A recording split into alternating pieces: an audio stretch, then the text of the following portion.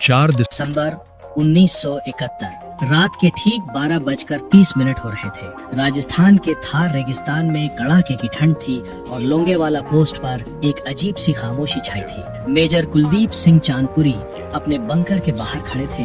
तभी अचानक उन्हें जमीन के नीचे एक कंपन महसूस हुई। उन्होंने अपना कान रेत पर लगाया। वो कंपन किसी भूकंप की नहीं थी, बल्कि किसी भारी चीज के चलने की थी। मेजर ने तुरंत अपनी दूरबीन उठाई और जीरो लाइन की तरफ देखा। रेत के गुबार को चीरते हुए पाकिस्तान की 22वीं कैवलरी के चीनी T-59 टैंकों का एक विशाल रेजिमेंट उनकी तरफ आ रहा था। मेजर चांदपुरी ने रेडियो सेट झपटा और हेडक्वार्टर को मैसेज दिया। सर, सामने कम से कम 40 टैंक हैं और हजारों की तादाद में दुश्मन इन्फेंट्री हमारी तरफ बढ़ रही है। हमें तुरंत बैकअप चाहिए। हेडक्वार्टर से आवाज आई, मेजर चांदपुरी, हमारे पास एयर सपोर्ट के लिए हंटर जेट्स तो हैं, लेकिन वो रात में उड़ान नहीं भर सकते। तुम्हें सुबह के सूरज का इंतजार करना होगा। तब तक या तो पोस्ट छोड़ दो या अपनी किस्मत पे भरोसा करो। मेजर चांदपुरी ने रेडियो ऑपरेटर की तरफ देखा और गहरी सांस ली। उनके पास सिर्फ 120 जवान थे और सामने 3000 की फौज। लॉजिक कह रहा था कि पीछे हट जाओ, लेकिन अगर वो पीछे हट जाते तो दुश्मन देश के अंदर घुस जाते। अगले कुछ सेकंड्स में मेजर ने अपनी जीप निकाली और पोस्ट के सामने एक कच्ची कटीली बाड़ बिछा दी। ये कोई माइंस नहीं थे, ये सिर्फ एक धोखा था। लेकिन उस रात उसी एक धोखे और 120 जवानों के जिगर ने पाकिस्तान के ब्रेकफास्ट इन जैसलमेर के सपने को शमशान में बदल दिया। यह किस्सा सिर्फ शौर्य का ही नहीं, बल्कि उस ब्लफ यानी झांसे का है जिसने 1971 की जंग का रुख मोड़ दिया। इसको नाम दिया द बैटल ऑफ लोंगेवाला। दिसंबर 1971 भारत और पाकिस्तान के बीच तनाव चरम पर था, लेकिन राजस्थान का यह सेक्टर मिलिट्री नक्शे पर लो प्रायोरिटी माना जा रहा था। भारतीय आला कमान को यकीन था कि पाकिस्तान रेगिस्तान के रास्ते बड़ा हमला करने की बेवकूफी नहीं करेगा। इसीलिए लोंगेवाला की इस सूनी पोस्ट पर तैनात की गई सिर्फ 30 पंजाब रेजिमेंट की अल्फा कंपनी। कमान थी मेजर कुलदीप सिंह चांदपुरी के हाथ में। मेजर चांदपुरी कोई फिल्मी हीरो नहीं, एक मंझे हुए प्रोफेशनल थे। उन्हें और उनके 120 जवानों को यहाँ सिर्फ एक काम के लिए भेजा गया था, आई एंड ईयर बनना, यानी नजर रखो और रिपोर्ट करो। उनके पास भारी हथियारों के नाम पर सिर्फ 2 jeep mounted M40 recoilless rifles यानी RCL गन्स थी। रात के करीब 12:30 बज रहे थे। पोस्ट से करीब 5-6 किलोमीटर दूर सीमा के पास सेकंड लेफ्टिनेंट धर्मवीर अपनी एक छोटी सी पेट्रोलिंग टीम के साथ फुट मार्च पर थे। अचानक हवा का रुख बदला और धर्मवीर रुक गए। उन्होंने अपने जवानों को खामोश रहने का इशारा किया। रेगिस्तान की ठंडी हवा में उन्हें 2 चीजें महसूस हुई। पहली, लोहे के आपस में टकराने की एक बारीक मेटालिक स्क्रीच और दूसरी, डीजल के जलने की तेज गंध। धर्मवीर ने बिना वक्त गवाए रेडियो का बटन दबाया। टाइगर फॉर कंट्रोल, यहाँ कुछ हरकत है। टैंकों की ट्रैक की आवाज आ रही है। काउंटिंग अभी साफ नहीं है। ओवर। लोंगेवाला पोस्ट पर मेजर चांदपुरी ने मैसेज रिसीव किया। वो जानते थे कि अगर टैंक आ रहे हैं तो इसका मतलब है कि ये कोई छोटी घुसपैठ नहीं, बल्कि एक फुल स्केल स्ट्राइक है। उन्होंने तुरंत जैसलमेर स्थित ब्रिगेड हेडक्वार्टर को इन्फॉर्म किया। हेडक्वार्टर का जवाब सीधा और कड़ा था। चांदपुरी, हमारे पास वहाँ भेजने के लिए ना तो अतिरिक्त जवान है और ना ही टैंक। हमारे पास वायुसेना के हंटर विमान हैं, लेकिन उनके पास नाइट विजन नहीं है। वो सूरज निकलने से पहले उड़ान नहीं भर सकते। तुम्हारे पास 2 रास्ते हैं, या तो सुबह तक अपनी पोजीशन होल्ड करो या फिर पीछे हटकर रामगढ़ आ जाओ। स्ट्रेटेजिक लेवल पर ये एक चेकमेट जैसी स्थिति थी। 120 जवान और 2 पुरानी RCL गन बनाम पाकिस्तान की 22वीं कैवलरी के 45 टैंक। चांदपुरी ने अपने सूबेदारों और जवानों को बुलाया और कहा, सुनो जवानों, दुश्मन की तादाद हमसे 20 गुना ज्यादा है। ये मुमकिन है कि कुछ ही घंटों में ये पोस्ट लाशों से भर जाए। हेडक्वार्टर का ऑर्डर है कि हम टैक्टिकल विड्रॉल कर सकते हैं, यानी हम अभी इसी वक्त ये पोस्ट छोड़कर पीछे रामगढ़ जा सकते हैं। कोई हमें भगोड़ा नहीं कहेगा, क्योंकि ये ऑफिशियल ऑर्डर है। लेकिन एक बात समझ लो, अगर आज हम यहाँ से पीछे हटे तो कल सुबह पाकिस्तानी टैंक जैसलमेर की सड़कों पर होंगे। मैं यहाँ से 1 इंच पीछे नहीं हटने वाला। जिसे अपनी जान प्यारी है वो अभी जा सकता है, मैं उसे नहीं रोकूंगा। लेकिन जो यहाँ रुकेगा वो कल का सूरज तभी देखेगा जब दुश्मन की लाशें इस रेत में बिछ चुकी होंगी। अगर ये पोस्ट ओवररन हो गई और दुश्मन हमारे सर पे आ खड़ा हुआ तो मैं कैदी बनकर उनके सामने घुटने नहीं टेकूंगा। मैंने अपने जूते में ये लोडेड पिस्तौल रखी है, जिसमें ये आखिरी गोली मेरे अपने लिए है। और अगर इस जंग के बीच मेरे कदम पीछे हटे या मैंने तुम्हें पीछे हटने का हुक्म दिया तो तुम्हें मेरी कसम है अपनी राइफल का रुख मेरी तरफ कर देना और मुझे वहीं ढेर कर देना।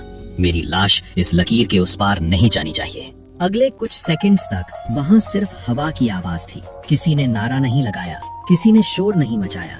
बस एक एक करके उन 120 जवानों ने अपनी राइफल्स की सेफ्टी कैच हटा दी और अपनी अपनी ट्रेंचेस की तरफ मुड़ गए। वो चुप्पी चिल्ला चिल्ला कर कह रही थी कि उस रात लोंगेवाला से कोई पीछे नहीं हटने वाला था। उस रात मेजर चांदपुरी ने सिर्फ एक बटालियन को कमांड नहीं किया था, उन्होंने 120 इंसानों को फौलाद में बदल दिया था। रेत के उन टीलों के पीछे पाकिस्तान की पूरी ब्रिगेड ये सोचकर आगे बढ़ रही थी कि रास्ता साफ है। उन्हें नहीं पता था कि सामने कोई रेजिमेंट नहीं बल्कि 120 पेशेवरों की एक सैंड वॉल खड़ी है। असली खेल अब शुरू होने वाला था, जिसे मिलिट्री इतिहास में द ग्रेट ब्लफ कहा गया। रात के 2:30 बज रहे थे। पाकिस्तानी टैंकों का काफिला लोंगेवाला पोस्ट के इतना करीब था कि मेजर चांदपुरी अपने बंकर से उनकी हेडलाइट्स देख सकते थे। दुश्मन को यकीन था कि यहाँ कोई भारी डिफेंस नहीं है। उनके लिए ये जैसलमेर जाने वाले रास्ते की बस एक मामूली रुकावट थी। लेकिन मेजर चांदपुरी ने एक ऐसी स्ट्रेटेजिक चाल चली जिसका जिक्र आज भी मिलिट्री एकेडमीज में किया जाता है। मेजर चांदपुरी के पास एंटी टैंक माइंस की भारी कमी थी। उन्होंने अपने जवानों को हुक्म दिया कि पोस्ट के चारों तरफ सिर्फ कटीले तार बिछा दिए जाएं। ये कोई सुरक्षा कवच नहीं था, ये बस एक साइकोलॉजिकल ब्लफ था।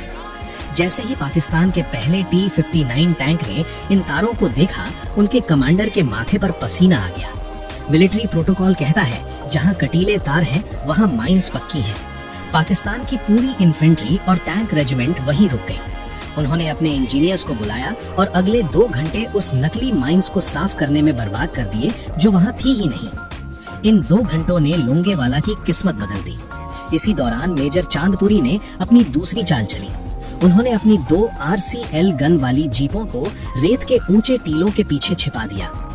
RCL गन की एक सबसे बड़ी खराबी थी उसका भारी बैक ब्लास्ट, यानी जब ये गोला दागती है तो पीछे से निकलने वाली आग और धुआं गन की पोजीशन एक्सपोज कर देता है। मेजर चांदपुरी का निर्देश साफ था, एक शॉट मारो और तुरंत पोजीशन बदलो।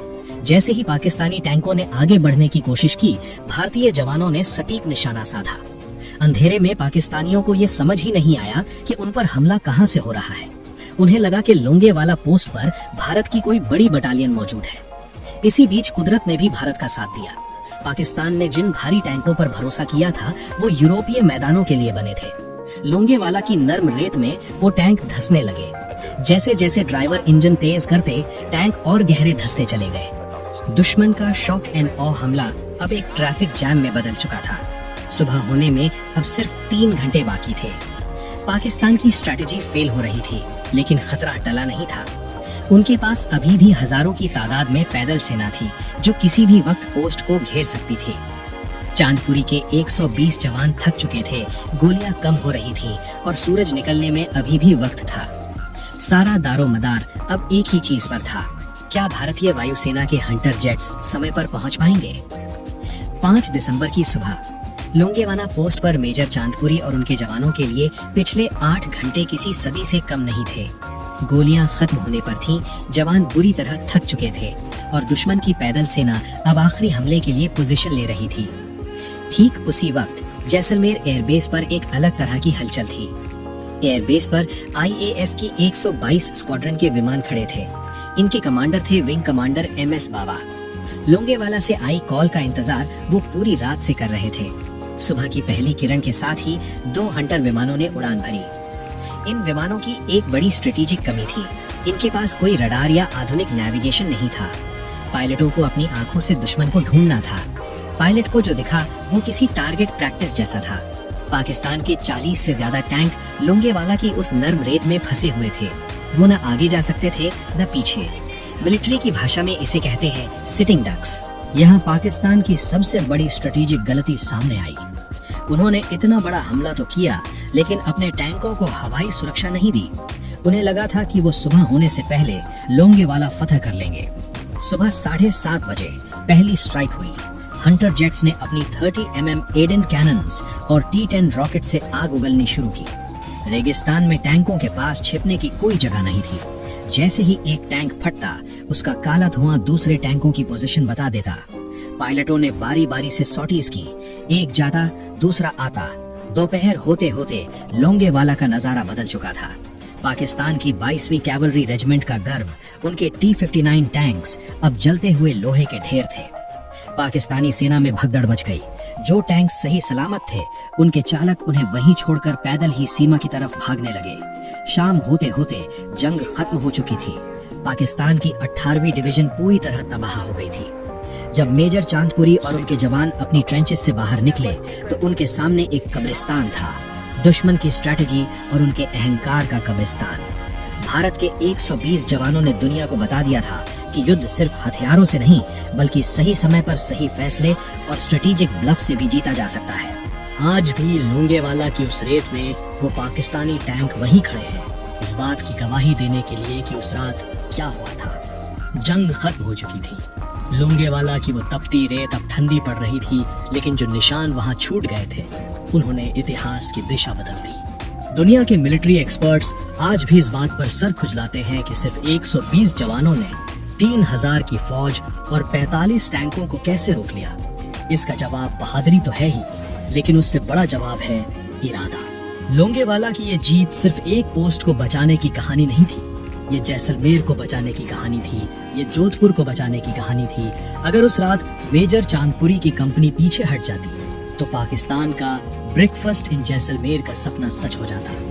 भारत का पश्चिमी मोर्चा ढह जाता और शायद 1971 की जंग का नतीजा कुछ और ही होता। इस जीत ने पाकिस्तान का वो तुरुप का पत्ता छीन लिया जिसे वो समझौते की मेज पर इस्तेमाल करना चाहता था। लोंगेवाला की हार ने पाकिस्तानी सेना की कमर तोड़ दी। इसके ठीक 11 दिन बाद ढाका में 93,000 पाकिस्तानी सैनिकों ने सरेंडर किया और दुनिया के नक्शे पर एक नया देश उभरा, बांग्लादेश।